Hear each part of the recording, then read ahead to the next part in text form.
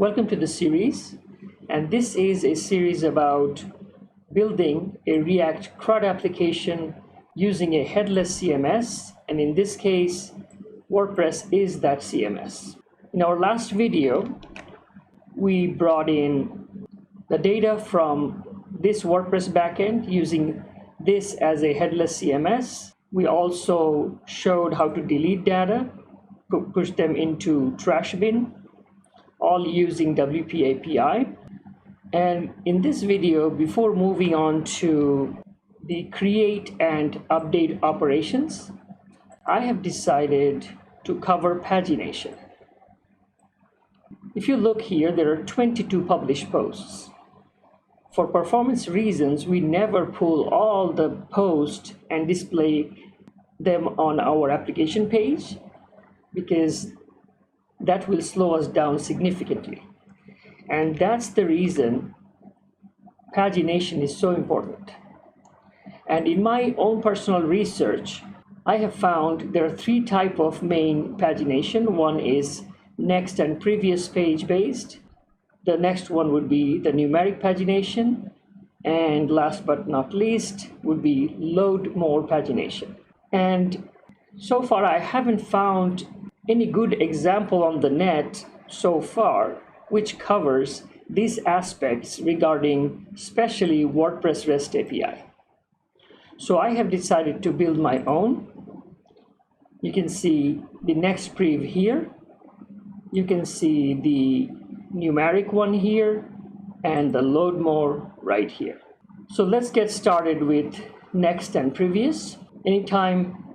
Actually, let's clean this up a little. Let's refresh. I actually maintained all the console logs so that we can actually see step by step what's happening. And anytime we refresh, we always get the first page, first 5 posts. And this is also being controlled programmatically, which I will show when we go to the code. When the first page loads, when the current page is number 1, we always have this previous button disabled. Now, if we click next, as you can see, the current page changing from 1 to 2, and it bringing in first set of 5, and then second set of 5. You can see the IDs are different. And if we keep going like that,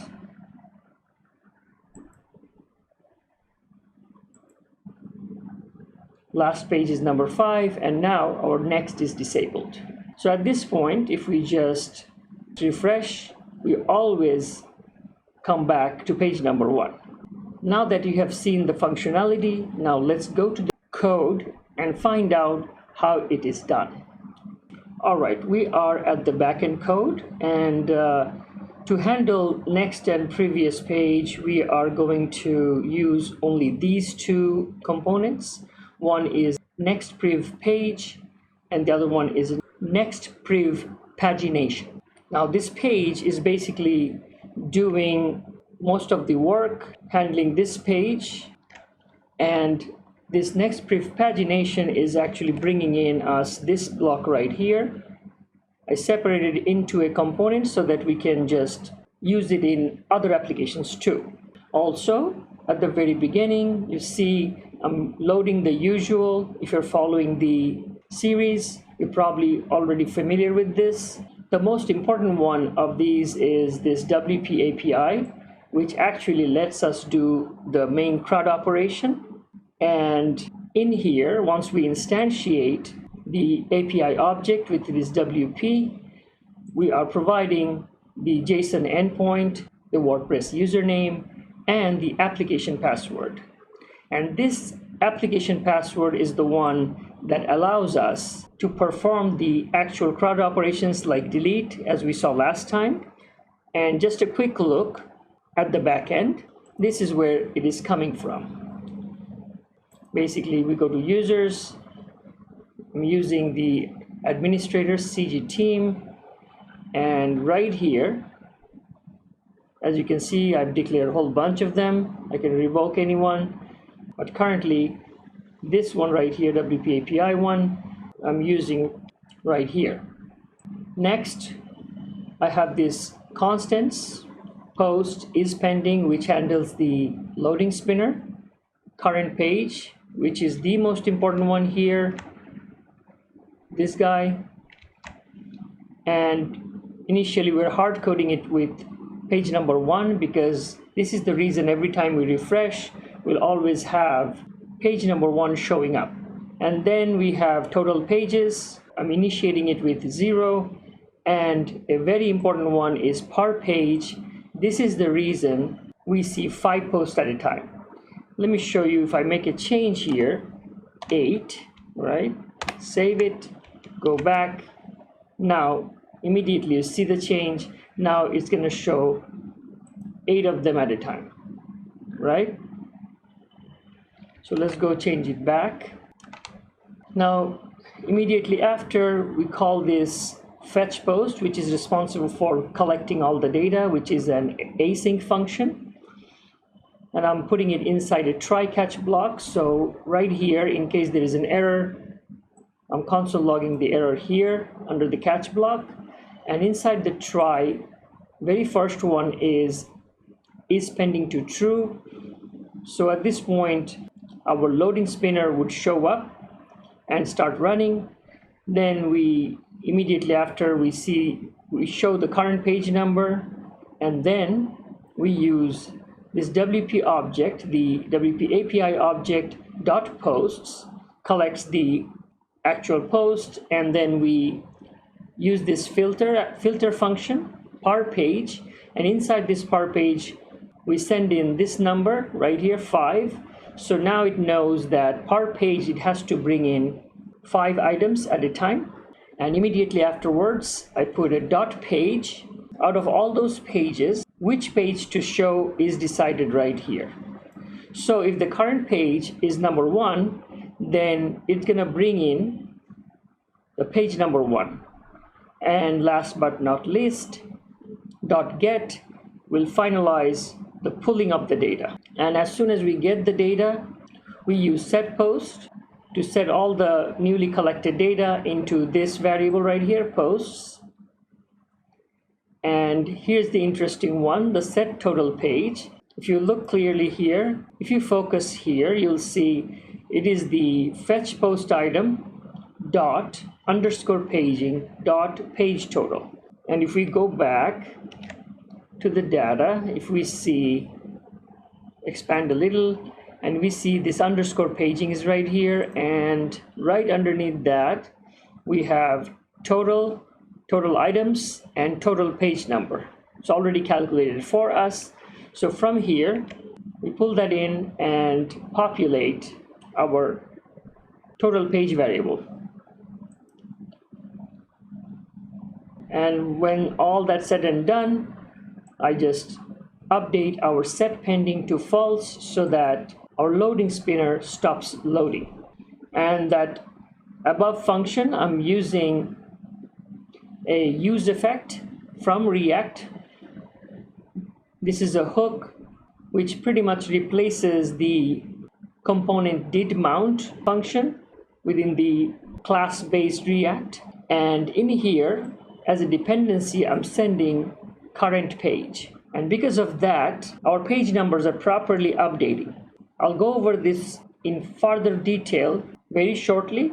Just remember, this is the most important part of the whole operation here, right? Okay, now let's go look at, this is the delete post function that we covered in the last video, so this is not important here. So next would be handle next page and handle prev page, 2 functions.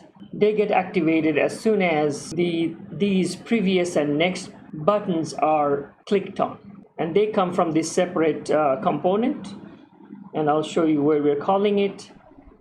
In here under the return, everything is inside the page container, which is a layout component. I've described it before. And immediately after, this is our loading spinner. And in here, all those data that we loaded under the post variable, we just loop through everything and show the data. This is the usual stuff that we covered in our last video.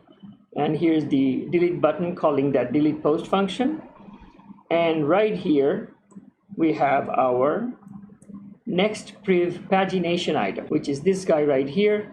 And this is the component that taking current page, total page, on next page, and on prev page function as props. They're coming in here, and simply we're returning this block right here where we have two buttons, each of them calling one the previous function, the other one is next function. And as you can see, these are eventually calling the handle next and handle prev page functions. And now let's go look at these functions here. So let's go up. So right here, when the next button is clicked, what it does is it updates the current page and adds 1 to it. Take the previous number, let's say initially it was current page was 1, and it updates that number with +1. So now it becomes current page number 2, and with that we're calling the fetch post function again, and in here this number changes to 2 and it collects the second page data and displays us. And same thing is done by the handle previous page. It just does the opposite. It gets the current value of the current page and subtracts 1 so that it goes back. If you're at the page number 5, now you'll be at the page number 4. Now here things gets interesting. Using these functions to update states, they don't happen immediately.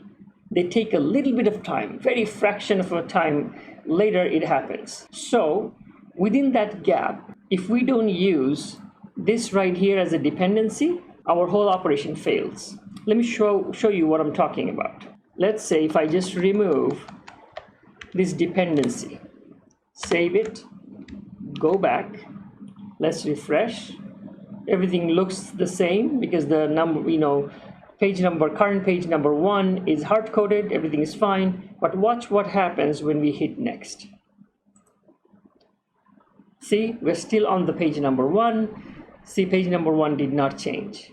And second time we do, now we have page number 2 updated, so now we get page number 2. So that first instance we get behind. See, twice we're gonna print page number 1, so we keep going, and then before going to page number 5, at page number 4 we finished. One whole page disappeared because we got behind, right? Now let's put this dependency back. Now what's going to happen is useEffect will always watch for this number. So if this number does not change, it will not call this fetch post function. It will wait. As soon as this changes, then it will call this function and update the data. And now let's go back and see, let's refresh and watch what happens. You can actually see the change. Next, look, see, at the very beginning, page number 1 remained page number 1. But then once it got changed, now it became page number 2, took a little bit of time. So meanwhile, this change did not happen until we got page number 2. See, you'll see the change. It will take a little bit of time. See, page number 2 stays for a little bit. And then as soon as this changes, we get the new data. Same with this, same with that. And in here, as soon as the current page number becomes 1, we disable the previous page. And as soon as the current page and the total page number that we collected right here, right? Total number, page number 5, once they match, our next page gets disabled like this. And when the page number becomes 1, previous gets disabled. And that's all for next and prev pagination. On the next video, we will cover this numeric pagination. Now, if you like this video, please smash the like button and please don't forget to subscribe. Thanks for watching. Thanks for watching. If you like this video, please smash the like button and the subscribe button. This will help me bring more free contents like this to you every week. Thanks again.